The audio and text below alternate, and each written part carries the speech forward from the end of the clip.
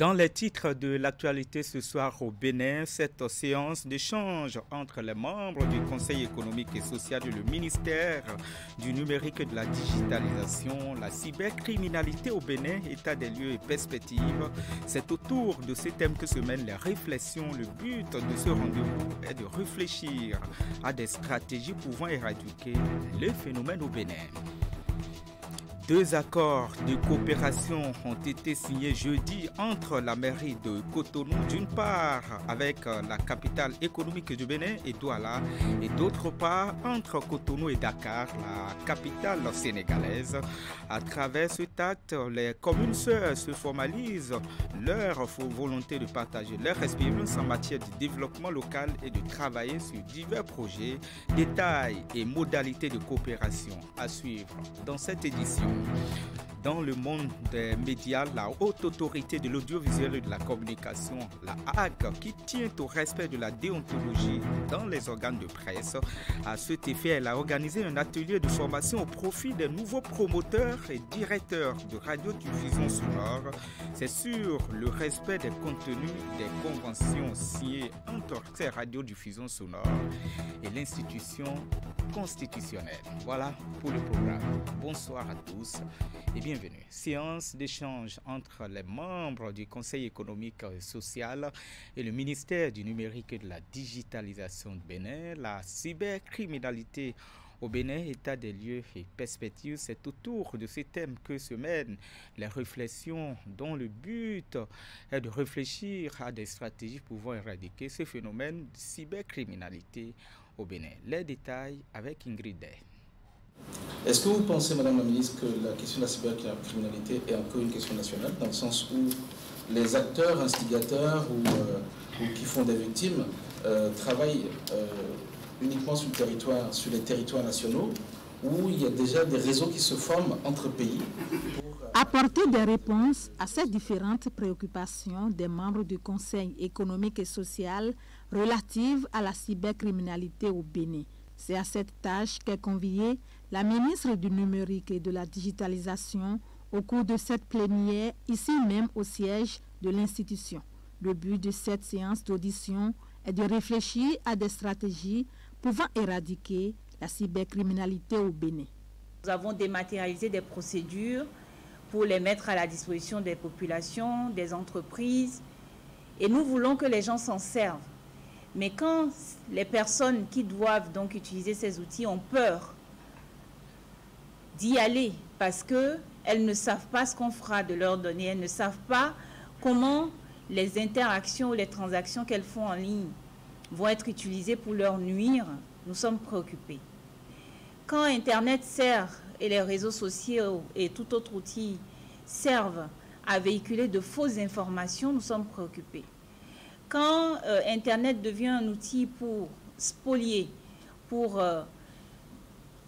en fait dépouiller les gens de ce qu'ils ont gagné à la sueur de leur front, nous sommes préoccupés. La cybercriminalité au Bénin, état des lieux et perspectives, c'est autour de ce thème que s'animent les réflexions. À tour de rôle, les conseillers ont opiné sur la thématique tout en faisant des recommandations pouvant conduire à l'éradication du phénomène. La séance est également marquée par le témoignage des conseillers victimes de la cybercriminalité. Notre pays n'est pas épargné par ce nouveau mode de délinquance qui prend beaucoup plus la forme d'une escroquerie s'effectuant à travers divers canaux. L'analyse de l'impact socio-économique de ce fléau et des propositions de solutions pouvant servir à atténuer l'ampleur du phénomène est devenue vraiment complexe et difficile.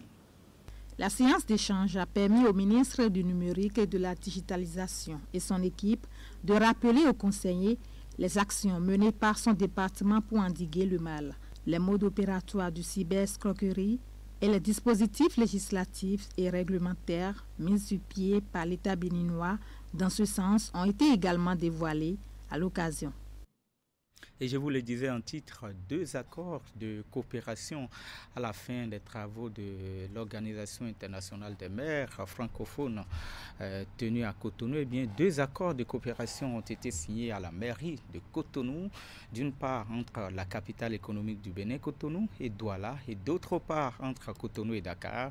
À travers ces actes, les communes sœurs formalisent leur volonté de partage d'expériences, et ceci en matière de développement local et surtout de travail sur les projets de développement. Les détails, Hugo Fiyigbe et Florence Boussa.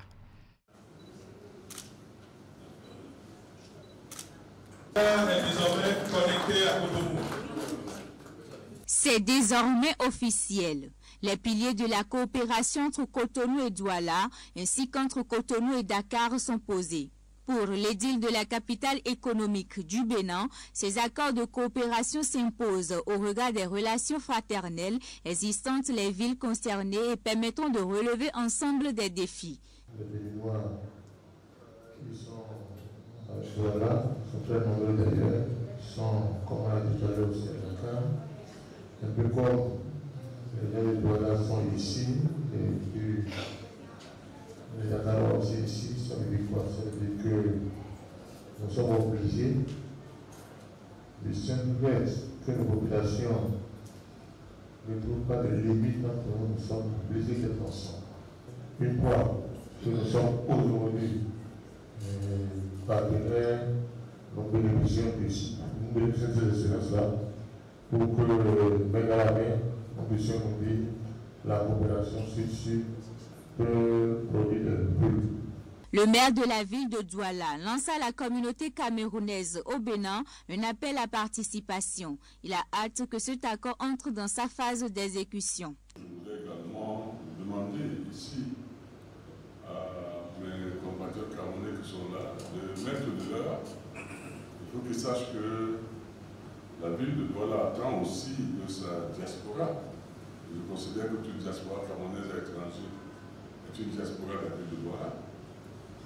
Et mon souhait, évidemment, que dès à présent, une fois que cet accord est signé, nos équipes se mettent en place pour asseoir ces projets. Le premier magistrat de la ville de Dakar exprime toute sa satisfaction. Et dire au nom du bureau municipal de la ville de Dakar et au nom du conseil municipal de la ville de Dakar, tout le plaisir qui est le nôtre de signer ce protocole d'accord.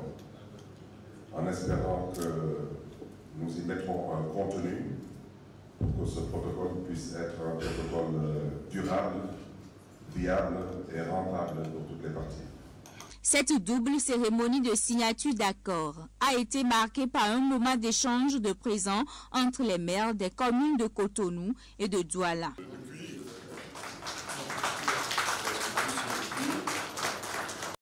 Autre volet de l'actualité ce soir, après la cour d'appel de Cotonou, eh bien celle de Parakou a effectué aussi sa rentrée judiciaire. C'est au détour d'une audience solennelle en présence des corps magistrales, des responsables de la police républicaine, mais aussi des leaders religieux de la ville de Parakou, la cité des Kobourou. Eh bien, la cérémonie de lancement de ces activités a eu lieu à Parakou. Regardez. Justice et conflits fonciers, application de la loi, c'est le thème de l'année judiciaire 2023-2024 qui vient de s'ouvrir à la cour d'appel de Parakou.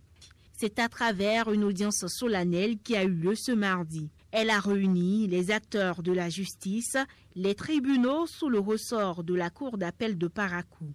La rentrée judiciaire a également servi de canal d'échange entre les acteurs et pour le bilan de l'année antérieure. La loi numéro 2001-37 du 27 août 2002 portant organisation judiciaire en République du Bénin, telle que modifiée par les lois successives, dispose, en son article 18, alinéa 1er, ce qui suit. La rentrée judiciaire est marquée par une cérémonie solennelle au niveau de chaque cour d'appel. Monsieur le Premier Président, c'est donc pour sacrifier à cette exigence que vous avez convié ici, femmes et hommes, pour se voir expliquer le sort que la justice, sous l'application stricte de la loi, réservera aux conflits fonciers qu'ils engageront sous l'égide de la balance et du glaive. Le président de la Cour d'appel de Parakou s'est fixé des objectifs nobles pour cette nouvelle année, notamment celui de traiter tous les dossiers liés aux conflits fonciers. Occasion pour lui de rendre hommage aux magistrats honoraires et les feux acteurs de la justice au Bénin. J'ai une pieuse pensée pour ceux d'entre eux qui ne sont plus avec nous. Je veux citer Feu Corvis Sévérin, premier président de cette cour à sa création, et Feu Pascal Daquin. Ces sommités de la justice béninoise qui nous ont quittés, le personnel de la cour ne les oubliera jamais. La Cour vise une performance instance zéro dossier sur le foncier. Elle prend aussi l'engagement d'œuvrer pour une année judiciaire de paix et de grandes réalisations. Élément signé Fidélia Biao. Le 14 octobre de chaque année est décrété depuis 49 ans journée mondiale de la normalisation. À l'occasion de cette célébration, la ministre du Commerce et de l'Industrie du Bénin, Chadia Assouman, s'est adressée à la nation béninoise. C'était en présence de plusieurs acteurs de la Chambre de commerce et d'industrie du Bénin. En voici un extrait de ses propos au micro de Mathias Ombadji. En marge de la commémoration de la Journée mondiale de la normalisation, les acteurs du secteur au plan national se sont mobilisés ici pour mener des réflexions sur la question des normes. La question des normes, et vous savez très bien que les normes sont vraiment, c'est-à-dire c'est une question très très utile, c'est-à-dire c'est une question très utile, c'est-à-dire dans la vie socio-économique, c'est-à-dire d'un pays. Alors elles permettent également, c'est-à-dire d'assainir, le marché, c'est-à-dire des biens, des services. Alors ce que le Bénin fait déjà depuis quelques années. À cette rencontre, un état des lieux sur l'utilisation des normes en République du Bénin va être fait. Un accent sera également mis sur le travail qu'effectuent les différents comités techniques. C'est le moment pour la ministre de tutelle de reconnaître les mérites des acteurs. Cette année, la Journée mondiale de la normalisation a pour thème une vision commune pour un monde meilleur. Aujourd'hui, nous sommes réunis pour discuter autour d'un thème d'une importance capitale pour l'avenir de notre société, à savoir les normes pour atteindre les objectifs de développement durable. Vous êtes invités à vous impliquer davantage pour donner de meilleurs résultats sur tous les plans sociaux et économiques de notre société. Chers invités, permettez-moi de remercier chacun pour sa disponibilité à prendre part à cette assise. Cette assise dont l'objectif est d'informer, de former, de sensibiliser les consommateurs et les acteurs à l'élaboration et à l'utilisation des normes. Mesdames et messieurs, en ce jour où nous célébrons la Journée mondiale de la normalisation 2023, j'encourage chacun d'entre vous à prendre conscience de la normalisation et à s'engager activement dans leur promotion et leur application.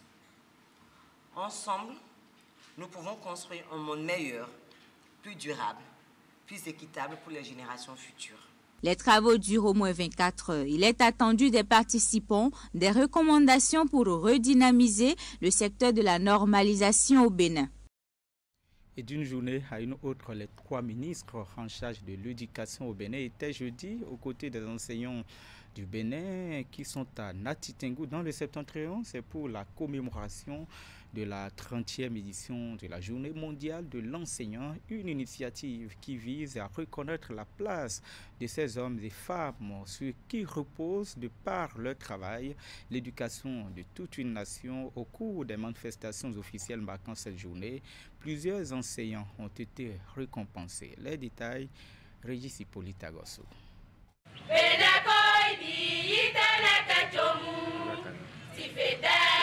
c'est l'exécution de l'hymne national en langue otamari qui a lancé les manifestations officielles de la Journée mondiale des enseignants, édition de 2023. Ils sont donc venus de tous les départements du Bénin, ces enseignants, pour célébrer en différé dans la cité de Nanto cette fête à eux dédiée. C'est une occasion pour rendre hommage aux enseignantes et aux enseignants et faire remarquer le rôle essentiel qu'ils jouent pour une éducation de qualité à tous les niveaux. L'enseignant est un être à part qui ne peut vivre à part pour s'épanouir. Vous êtes des catalyseurs de changement, des créateurs et des facilitateurs du savoir, car c'est à vous et à nul autre qu'il revient de former les ressources humaines de la nation. Je voudrais marquer ma reconnaissance et mon soutien à tous les enseignants et particulièrement à ceux en poste dans les localités sous menace sécuritaire.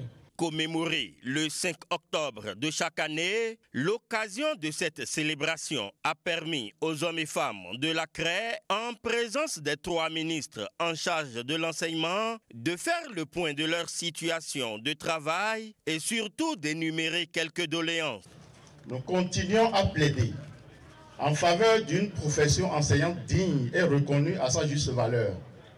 Et pour ce faire, nous profitons de la présente célébration pour demander le paiement en urgence des primes de rentrée aux OMI, la jouissance des rappels sur salaire aux ayants droit, le reversement sans test en ACDPE des AME ayant totalisé au moins 3 ans d'ancienneté, la prise des décrets d'application permettant aux agents bloqués à l'échelon 11 d'évoluer de 12 à 15, ou tout au moins de procéder à leur intégration. Des doléances reçues par tous les ministres de l'enseignement et qui n'ont pas empêché leur porte-parole, tout en revenant sur les efforts déjà consentis par le gouvernement, de féliciter leurs partenaires que sont les enseignants pour leur travail quotidien en faveur de la nation. C'est le lieu de louer une fois encore et mettre en exergue le rôle important que joue l'enseignant dans notre société contemporaine, caractérisée entre autres par la mondialisation et les conflits de tout genre qui mettent en évidence le besoin d'une société mieux éduquée. Au nom de mes collègues et au nom du gouvernement, je voudrais exhorter les enseignants à entrer davantage dans un partenariat constructif avec nous, car c'est dans la paix et la concorde sociale que nous allons ensemble relever progressivement tous les défis de notre système éducatif que nous voulons très performant. À cette 30e édition de la Journée mondiale des enseignants, certains ont reçu des lettres de félicitations pour leur performance au cours de l'année passée. D'autres ont été distingués pour les résultats obtenus par leurs établissements aux derniers examens nationaux et plusieurs enseignants admis à la retraite ont été également félicités pour le travail abattu jusqu'à la fin de leur carrière. Et puis on parle de cette cérémonie de clôture de la formation des cadres de postes de comptable du Trésor public sur la nouvelle comptabilité de l'État. La session conduite par la cellule d'appui au pilotage des réformes est initiée par le ministère de l'Économie et des Finances. L'étape d'Abomey, tout comme celle de Parakou, a permis aux participants de s'approprier les nouvelles façons de traiter les opérations financières de l'État, de même que celles relatives aux amortissements, mais aussi aux immobilisations. Imet Hélène Amosson. Démarrée depuis plus d'une semaine, la formation s'est enfin achevée. Elle est organisée au profit des cadres des postes comptables du Trésor public en service dans les départements et dans les communes. L'étape d'Abomey, comme celle de Parakou, a été l'occasion pour les participants de s'approprier les nouvelles façons de traiter les opérations financières de l'État ainsi que celles relatives aux amortissements et aux immobilisations. Nous sommes venus ici pour être formés afin de pouvoir désormais mieux faire les comptabilisations des recettes de l'État, mieux faire les comptabilisations des charges et des dépenses de l'État, sans oublier comment faire la prise en charge des amortissements et autres. Parce qu'aujourd'hui, dans la nouvelle comptabilité de l'État, qui est désormais une comptabilité de droits constatés, nous devons prendre en compte tous ces paramètres. Je voudrais qu'au retour, vous puissiez faire répercuter sur vos collaborateurs. Pourquoi pas sur la hiérarchie, les enseignements que vous avez reçus ici. Et aussi voudrais-je que vous appropriez le contenu des documents afin que vous puissiez vraiment faire un bon travail sur le terrain. Chers organisateurs, je ne peux m'empêcher de vous remercier également. Grâce à vous, cette séance a pu se tenir dans de très bonnes conditions. En plus de leur permettre une bonne restitution des états financiers, la session de formation vise également à permettre aux participants de se conformer aux normes de la sous-région. Les échanges ont été animés par des formateurs chevronnés. Ils ont su allier théorie, pratique et andragogie. Conduite par la cellule d'appui au pilotage des réformes, la session de renforcement de capacité est initiée par le ministère de l'Économie et des Finances. Elle intervient dans le cadre de la bascule effective de notre pays à la gestion en mode programme, une réforme mise en œuvre depuis le 1er janvier 2022. Les objectifs attendus à l'entame de cette session peuvent être appelés en ces mots. Faire connaître la philosophie, les objectifs, les innovations et les motivations de la réforme. Faire comprendre l'ancrage technique et juridique de la réforme.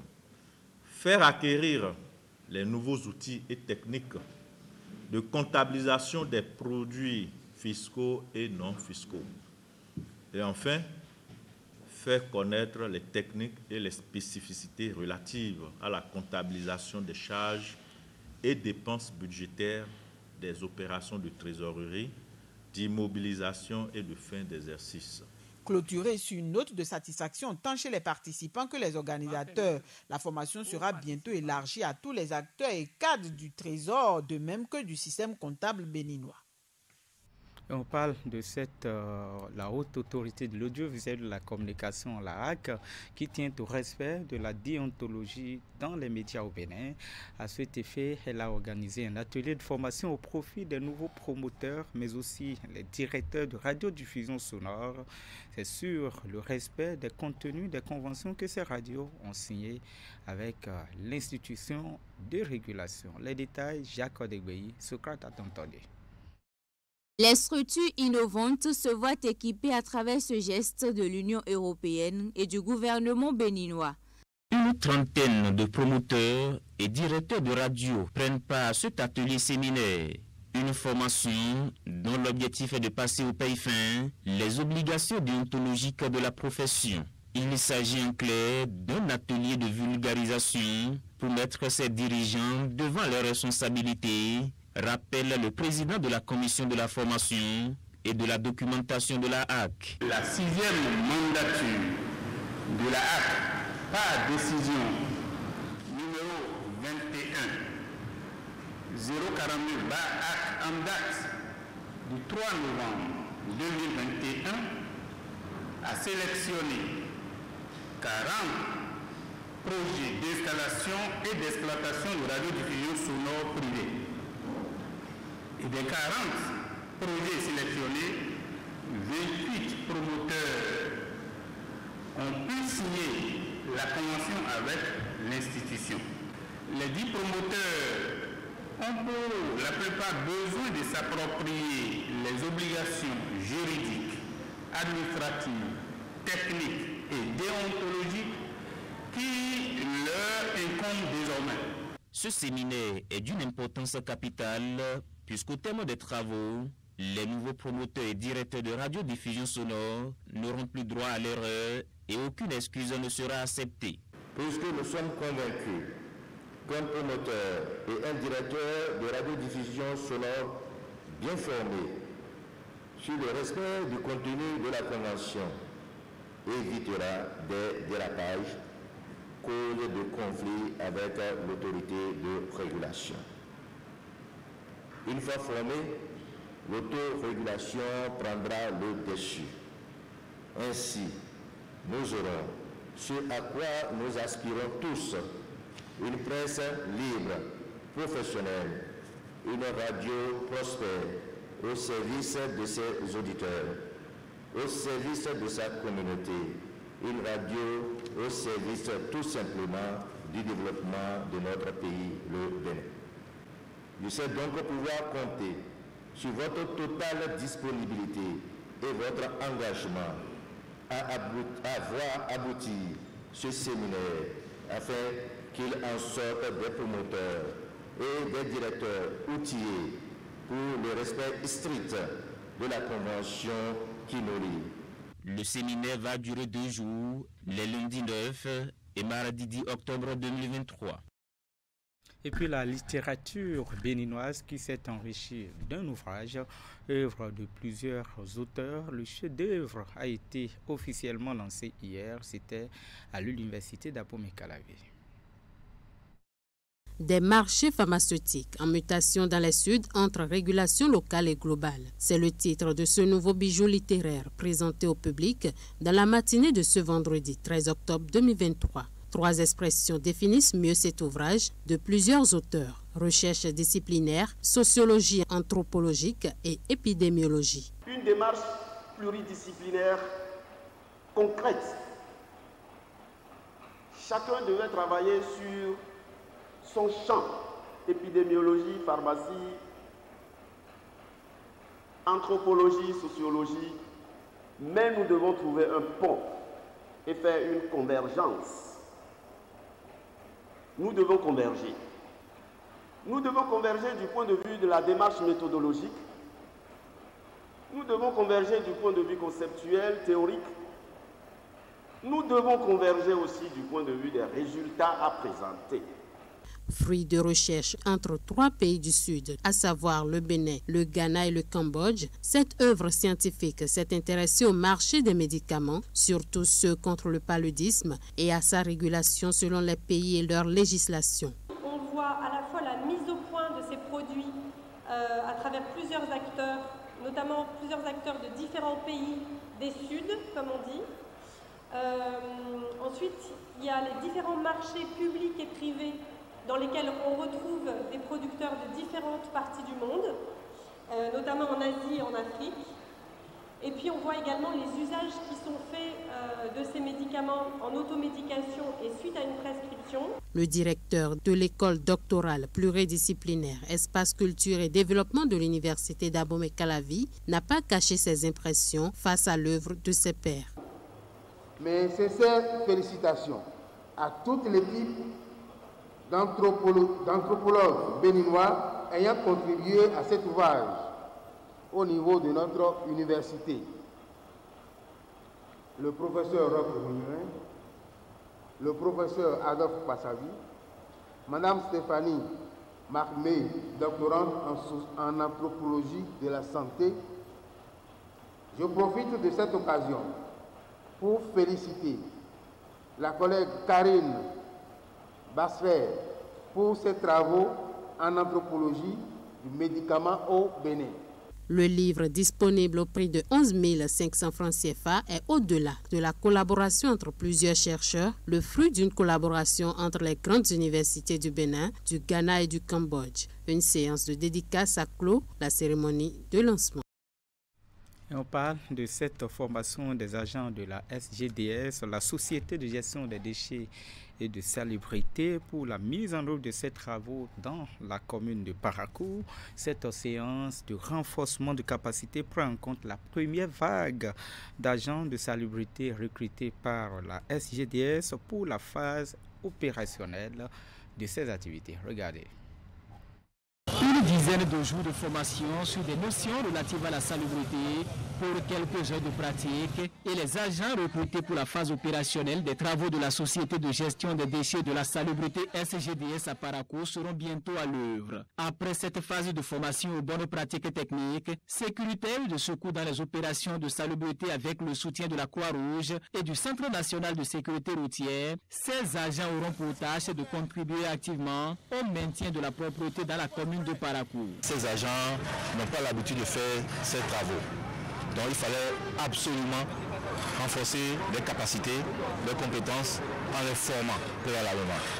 Et c'est dans cette stratégie que nous sommes et c'est la raison pour laquelle nous avons fait recours à deux entités publiques, les services publics, notamment la Croix-Rouge et le Centre national de sécurité routière, qui sont des spécialistes en la matière parce que ces agents qui seront déployés sur le terrain ont besoin d'être formés par rapport à un certain nombre de comportements qu'il faut avoir sur le terrain et par rapport à des aptitudes à acquérir en matière de sécurité routière. Le déploiement de la SGDS à Parakou intervient dans le cadre des orientations du gouvernement pour garantir aux Béninois un cadre de vie sain et durable. Parakou, 6e commune du Bénin, à recevoir une intervention permanente de la société, devra aussi jouer sa partition pour une ville propre et une modernisation de la gestion des déchets.